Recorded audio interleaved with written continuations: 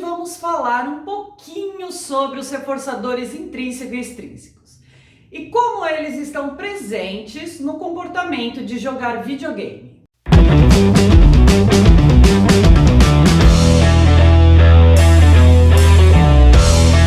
Bom, meu objetivo nesse vídeo não é me aprofundar em todas as discussões acerca do conceito de reforçador intrínseco e extrínseco.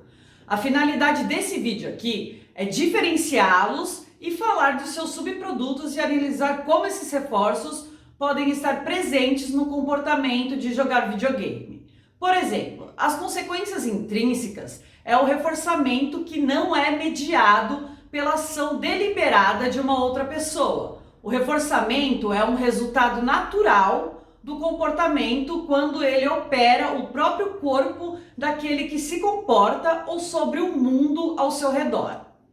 Em geral, o reforçamento pode ser condicionado ou incondicionado, positivo ou negativo. Deixa eu dar um exemplo. Uma criança que gosta de ler está descrevendo uma relação natural da resposta de ler e a consequência de saber mais sobre determinado assunto. Se eu observo que essa criança passa boa parte do tempo com um livro nas mãos e comenta trecho com outras pessoas, eu posso afirmar com alguma certeza que a leitura é por si só reforçadora para ela. Agora, as consequências extrínsecas originam-se em outras fontes além do próprio comportamento, ou seja, aquelas que são disponibilizadas artificialmente, como consequência de determinadas respostas. Então, utilizando o mesmo exemplo da criança que lê, se ela o faz porque precisa tirar uma boa nota para passar de ano, eu posso afirmar que esse comportamento está sendo mantido por reforçadores arbitrários, por exemplo, a nota. Então, podemos dizer que conhecimento é uma consequência intrínseca, enquanto que um comentário aprovador do professor é uma consequência extrínseca de estudar. Forsters e colaboradores utilizam as expressões reforçamento natural e arbitrário. Estes autores ressaltam outros efeitos além de fortalecer a resposta. Relatam os subprodutos do reforçamento. Os autores destacam aspectos envolvidos na relação sujeito-ambiente. A topografia da resposta, a situação a qual a resposta ocorre, a manutenção da resposta a quem atende àquela relação específica. Essa parte foi retirada do artigo de Andere e Serion sobre reforçamento extrínseco e extrínseco.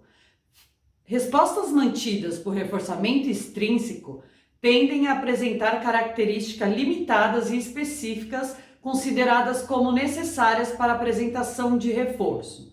Tendem a ocorrer apenas na situação em que foram anteriormente reforçadas e mais, tendem a ocorrer apenas na presença do agente controlador. No caso da escola, o comportamento que foi reforçado de forma extrínseca tende a ocorrer apenas na presença da professora. Longe da professora, ele não vai emitir o comportamento.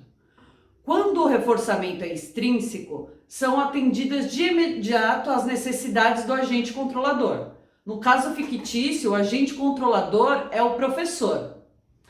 Forster sugerem que o controle do responder por reforçadores extrínsecos tende a gerar uma oposição entre o sujeito envolvido, entre aquele que emite a resposta e aquele que participa do controle dos reforçadores. Então, aluno e professores podem entrar em conflito, podendo gerar uma situação contra controle. O aluno cuja resposta é submetida ao reforçador extrínseco passa a emitir respostas que produzem como consequência a minimização do controle exercido pelo agente controlador. Ele pode começar, por exemplo, a faltar às aulas, não fazer exercício, começar a conversar na aula, entre outras coisas. Bom, voltando ao comportamento de estudar, se a consequência controladora for o conhecimento produzido pelo próprio responder, então o comportamento poderá variar. Pode ocorrer em muitas situações diferentes e a resposta poderá variar em sua topografia. Por exemplo, se o estudante estivesse lendo um texto, ele poderia fazer uma leitura silenciosa ou não, desde que produza esta consequência. E quais desses reforçadores estão presentes no comportamento de jogar videogame? Bom, são poucas as literaturas que discutem essa temática e eu vou colocar na descrição do vídeo algumas. Geralmente as pessoas têm acesso ao videogame quando são crianças. Alguém compra para elas ou elas jogam na casa de amigos. Então a criança geralmente emite o comportamento de jogar para se envolver com o videogame. Os jogos por si só já são atrativos para as crianças. E caso vocês não tenham visto os vídeos anteriores, eu vou colocar na descrição que eu falo sobre como os jogos são atrativos, porque eu não quero me alongar muito nesse vídeo.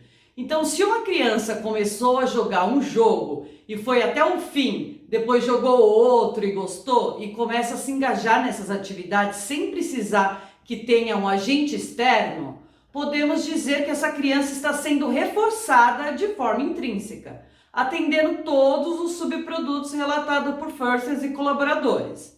Então, dificilmente você verá os pais de uma criança falando: filha, eu percebi que você não jogou videogame essa semana, você sabe que isso faz bem para o seu raciocínio lógico, para a sua atenção, para os seus movimentos precisos e sua criatividade.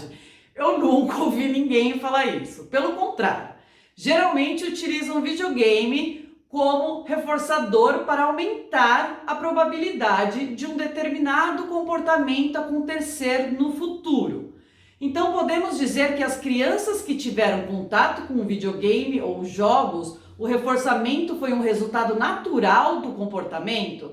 Talvez essa ferramenta seja um meio de ensinar crianças e adultos desde escola até nas psicoterapias, ensinando a aprender de forma mais prazerosa. Então eu deixo aqui essa pergunta para os psicólogos para que a gente possa discutir. Qual a opinião de vocês? Bom, por enquanto é só, então eu vou ficando por aqui. Tchau, tchau e nos vemos em breve.